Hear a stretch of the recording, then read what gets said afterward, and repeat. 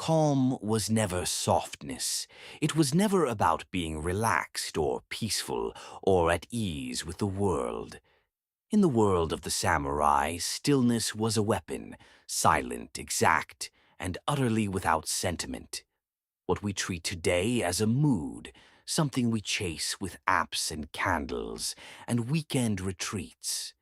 The warrior treated as a discipline forged under the threat of death.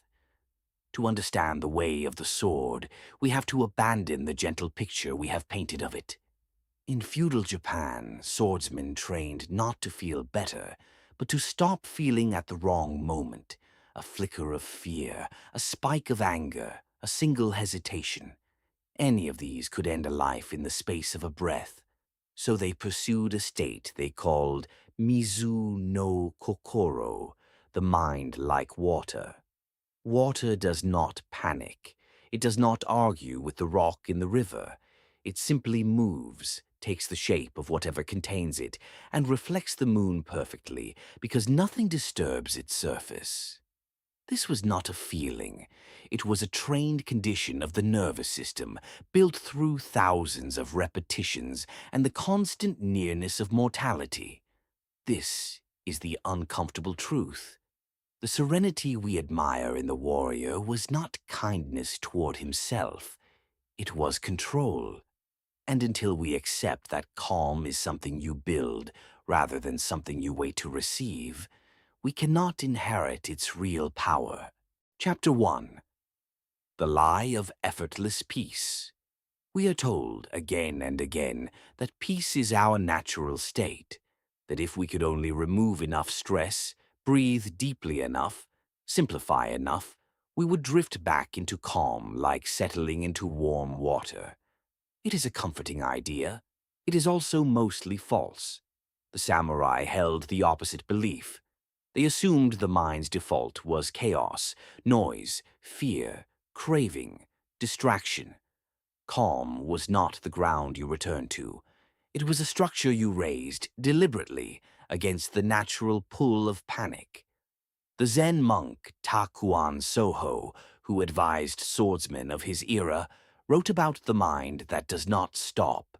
He warned that the moment your attention fixes on a single thing, your opponent's blade, your own fear, the desire to win, you are already defeated because a mind stuck in one place cannot move freely to meet the next moment. Stillness in his teaching was not emptiness. It was total availability, a mind so unattached that it could respond to anything. Consider a man named Kenji, a hospital administrator in a large city. By every outward measure, he is composed. He speaks gently, avoids conflict, and is known as the calm one in any room. Yet inside, he is exhausted. His calm is performance, a held breath, a careful arrangement of his face. He is not still. He is bracing. Every difficult email, every tense meeting, every late-night message tightens a coil in his chest that never fully releases. Kenji believes peace means keeping everyone comfortable, including himself. But the more he protects that fragile surface, the more brittle it becomes. He does not lack calm. He lacks the discipline beneath it. Chapter 2. The Weight of the Unmoving Center. In the dojo, the warrior learned that calm begins in the body, not the mind. Posture, breath, the lowering of attention into the center below the navel. These came first. Emotion was treated as physical before it was treated as mental. The teaching was practical. You cannot reason yourself out of fear in the half-second before a strike. You can only have trained your body to remain rooted when fear arrives. Kenji stumbles onto this idea one night while reading about Takuan's letters to a master swordsman. He learns that the warrior was taught to keep his mind from stopping, to let attention flow past each provocation without snagging on it. He realizes that he does the opposite. His attention snags constantly. A single critical remark from a superior can hold his focus for hours, replaying, justifying, defending. He has mistaken rumination for conscientiousness. The samurai, by contrast, trained to let the blow land on the surface of the water and pass through, leaving the depth undisturbed. Slowly, Kenji begins to suspect that his exhaustion is not caused by his work, but by his refusal to let anything move through him cleanly. Chapter 3. Stillness is not surrender. There is a common misreading of the warrior's calm, that it meant passivity or cold detachment from the world.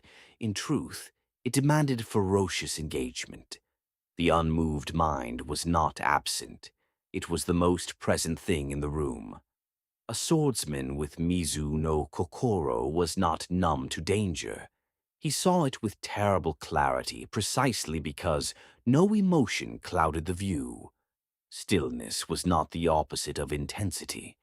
It was intensity without distortion. Yamamoto Tsunetomo, whose reflections were gathered in the Hagakure, described the warrior as one who lives each day as though already dead. This sounds morbid until you understand its function. A man who has already accepted the worst has nothing left to flinch from. Fear loses its leverage because it has nothing to threaten. This is not despair. It is freedom, a strange, severe freedom that most of us never touch because we spend our lives negotiating with outcomes we cannot control. Kenji begins a single deliberate practice. Each morning before he opens his phone, he sits for 10 minutes and does nothing but follow his breath and feel his feet on the floor. At first, it is unbearable. His mind floods with tasks, grievances, imagined conversations. He feels he is wasting time he does not have. But after several weeks, something shifts. The shift is not that he becomes peaceful, it is that he stops being surprised by his own discomfort. He notices the coil in his chest tighten, and instead of fighting it, he simply observes it. And in observing it, he is no longer fully captured by it. The water moves, the surface settles. The samurai trained not to erase fear, but to keep fear from steering the hand. Chapter 4. The discipline of fewer reactions. The warrior understood something we have nearly forgotten, that every reaction is a small surrender of control.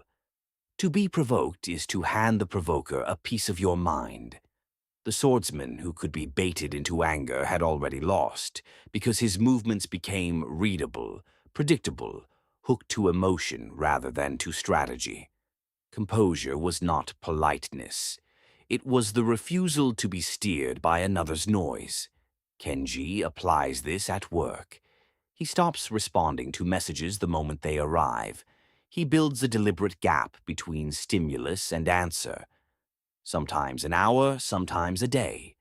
In that gap, the urgency that felt absolute reveals itself as ordinary. Most of what demanded an instant reaction did not deserve one.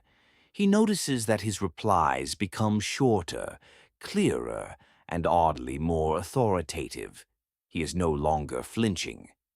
Colleagues begin to bring him the difficult problems because something about his steadiness makes hard things feel manageable. Nothing mystical has happened. He has simply reclaimed the half-second the samurai prized, the space in which a free mind decides, rather than a captured one reacting.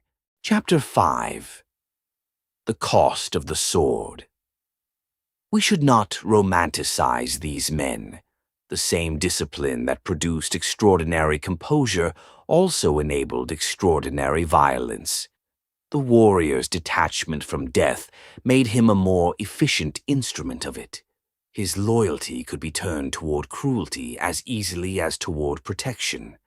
The code that steadied his hand also, at times, justified terrible acts performed without hesitation. To inherit the technique while ignoring this is to take the blade and pretend it has no edge. But to discard the whole tradition because of its darkness is to miss its precision. The warrior's calm functioned as an internal regulator, more reliable than rules imposed from outside. He did not need to be watched to remain disciplined, because the discipline lived inside him. The danger and the value share the same root. A mind that does not flinch can serve any master, including a worthy one. Kenji faces this when a senior figure pressures him to quietly bury a staffing error that put patients at minor risk. The old Kenji would have complied to keep the surface smooth, then carried the knot of it for months. This time he reaches for the unmoved center. He feels the fear arrive, the fear of confrontation, of being disliked, of consequences, and he lets it pass through without gripping the hand. He states the truth plainly, without drama, and accepts what follows. The meeting is tense. The aftermath is uncomfortable, but the coil in his chest does not return that night. For the first time, his calm is not a held breath. It is genuine stillness because nothing inside him is at war with what he did. Chapter 6. The warrior in a world without swords. Our rage does not test composure with steel. It tests it with noise. Endless notifications, manufactured urgency, 1,000 small demands on attention that never resolve. The modern enemy is not a duelist across a courtyard. It is fragmentation, the slow scattering of the mind across too many open loops. And against that enemy, the warrior's training is more relevant than ever, because the discipline was never really about fighting. It was about attention and the refusal to spend it carelessly. Kenji adopts one more practice. He chooses each morning a single thing that matters most, and he gives it his full and undivided attention before the world is allowed in. One task. No splitting, no checking, no drift. It feels almost too small to matter. Yet over time, it reorders everything. He discovers that the quality of a day is decided less by what happens to him and more by where his attention rests when it happens. The water reflects the moon clearly only when its surface is undisturbed. A scattered mind reflects nothing at all. Chapter 7. The Power of Saying Less. The warrior valued silence not as mystery, but as economy. Words spent in defense, in explanation, in seeking approval, these revealed the very turbulence the swordsman worked to hide. A composed presence said more than any speech, because it broadcast that the man could not be moved. In many old accounts, contests were decided before a blade was drawn, settled entirely by which man's stillness the other could feel and could not match. Kenji begins to speak less and listen more completely. He stops filling silences out of discomfort. He stops explaining decisions that need no explanation. When he does speak, the words land with more weight, simply because there are fewer of them and none are wasted on reassurance. People lean in. He realizes that much of what he used to say was not communication at all. It was the sound of his own anxiety, looking for someone to soothe it. In quieting that sound, he finds something the samurai knew well, that the man who needs nothing from the room often ends up holding it. The mind like water. The hard truth remains. The way of the warrior was not a gentle path, and its calm was never tenderness. It was built under the shadow of death, in a brutal age, by men whose stillness served ends both noble and terrible. It can look cold. In many ways it was. Yet beneath that severity sits a lesson our restless century desperately needs. Calm is not a gift you wait to receive. It is a structure you build, breath by breath, reaction withheld by reaction withheld, until the surface no longer trembles at every passing wind. The warrior did not conquer fear by destroying it. He conquered it by no longer letting it move his hand. He saw clearly because nothing clouded the water. He acted decisively because his mind never stopped, never snagged, never surrendered its center to another's noise. Kenji's life remains ordinary. He still faces pressure, conflict, and days that go wrong. But he no longer braces against every wave. He has stopped mistaking a held breath for peace. He guards his attention, says less, reacts slower, and meets the worst moments from a center that does not shift. He has learned that the mind, like water, is not a feeling that arrives. It is a discipline that is earned. And in a world built to keep us agitated, a quiet, unmoving mind may be the rarest power left.